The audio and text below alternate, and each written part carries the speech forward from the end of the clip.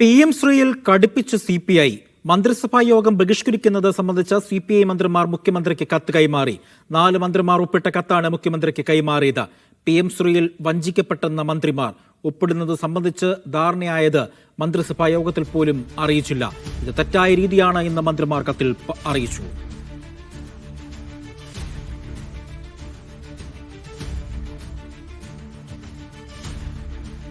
ഞങ്ങൾ ഉന്നയിച്ച പ്രശ്നങ്ങൾക്ക് പരിഹാരം ഉണ്ടായിട്ടില്ല.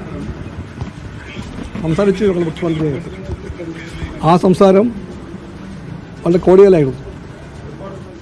പക്ഷേ വിഷയങ്ങളുടെ പരിഹാരം ഉണ്ടായിട്ടില്ല. അതുകൊണ്ട് ഞങ്ങളുടെ പ്രശ്നങ്ങൾ ഇപ്പോഴും ബാക്കിയാണ്. ഞങ്ങൾ അതുകൊണ്ട് അടുത്ത ഘട്ടം ഇതിൽ അറിയിക്കും. കമ്മ്യൂണിസ്റ്റ് പാർട്ടിക്ക് ഒരു ലീഡർഷിപ്പുണ്ട്, ഇവിടെയുണ്ട്, ഡൽഹിയിലുമുണ്ട്. ആവശ്യപ്പെട്ട എല്ലാ ആളുകൾക്ക് ശേഷം യഥാസമയത്ത് എല്ലാം അറിയിക്കും. വിഷയങ്ങൾ ബാക്കി നിൽക്കുകയാണ്.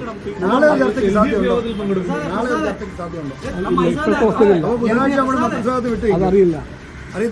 യഥാസമയത്ത് തീരുമാനം കൈക്കൊള്ളാൻ CPIക്ക് അവകാശമുണ്ട്. ഞങ്ങൾ ഉന്നയിച്ച വിട്ടുനിൽക്കുമെന്നാണ് അവർ തീരുമാനം. നമുക്ക് ആലോചിക്കാം. നമുക്ക് ചർച്ചയിലൂടെ പരിഹരിക്കാനാണ് പാർട്ടി ആഗ്രഹിക്കുന്നത്. പക്ഷേ CPI അവർ നിലപാട് ഉറച്ചു നിൽക്കുകയാണ്. പക്ഷേ ഈ PMC പിന്നോട്ട് പോകുമോ CPM? ജോസി ബാബുണ്ട് വിവരങ്ങൾ നൽകാനായി. ജോസി, രണ്ടാം പിണറായി സർക്കാരിന്റെ കാലത്ത് സമാനതകളില്ലാത്ത വലിയ പ്രതിസന്ധി അതുതന്നെയാണ് ഇപ്പോൾ ഉണ്ടായിരിക്കുന്നത്. മുൻപൊക്കെ പല വിഷയങ്ങളിലും CPI ഇടഞ്ഞു നിൽക്കുമ്പോൾ ഒരു അനുനയ നീക്കവുമായി മുഖ്യമന്ത്രി മുന്നിട്ടിറങ്ങി ആ പ്രശ്നങ്ങളെല്ലാം രമ്യമായി തന്നെ പരിഹരിക്കുമായിരുന്നു. മുഖ്യമന്ത്രി വിദേശത്തായിരുന്നു, തിരിച്ചെത്തി ഈ വിഷയം പരിഹരിക്കുമെന്നുള്ളൊരു പ്രത്യാശ CPM-നെ സംബന്ധിച്ചിടത്തോളം ഉണ്ടായിരുന്നു. പക്ഷേ ആ പ്രത്യാശ വിഫലമായി കഴിഞ്ഞു. അതിൽ കാര്യമുണ്ടായില്ല. അനുനയ ശ്രമം പാളി. ഇന്ന് ഏതൊക്കെ തലത്തിലുള്ള ചർച്ചകളും മറുപടികളുമായി ഇതുമായി ബന്ധപ്പെട്ട ആലപ്പുഴയിൽ നടന്നത് സമഗ്രമായി ഒന്ന് പറയാമോ ജോസി?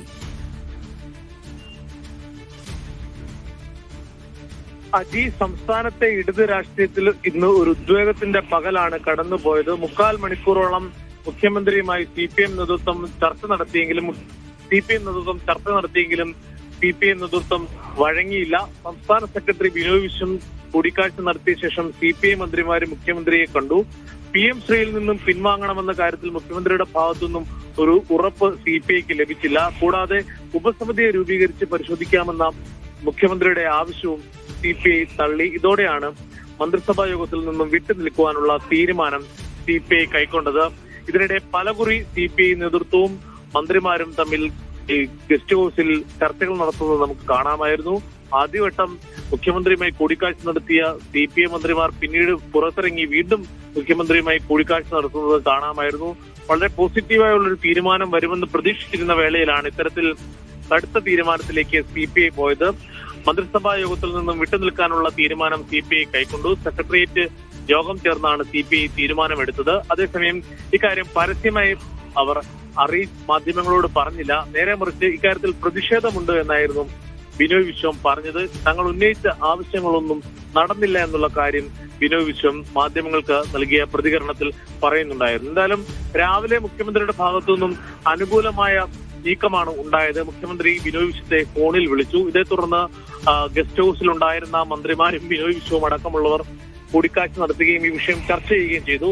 ഇതോടെ ഏറെ വൈകിയാണ് CPIയുടെ നിർവാഹക സമിതി യോഗം ചേർന്നത്. മുഖ്യമന്ത്രിയുമായുള്ള ചർച്ചയിൽ പ്രതീക്ഷ വെച്ചുകൊണ്ട് CPI യോഗത്തിൽ കടുത്ത തീരുമാനത്തിലേക്ക് അവർ പോകുകയും ചെയ്തില്ല.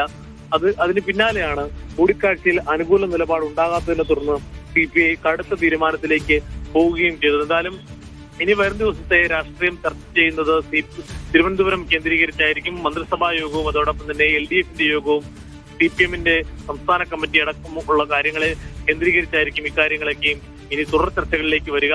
അതോടൊപ്പം തന്നെ CPIയുടെ സംസ്ഥാന കൗൺസിലും ഈ കാര്യങ്ങൾ ചർച്ച ചെയ്യുമെന്ന് ബിനോയ് വിശ്വം പറയുകയുണ്ടായി. എന്തായാലും ഒരു അനുനയ നീക്കത്തിന്റെ സാധ്യതകൾ CPM തുറന്നിട്ടിരിക്കുകയാണ്.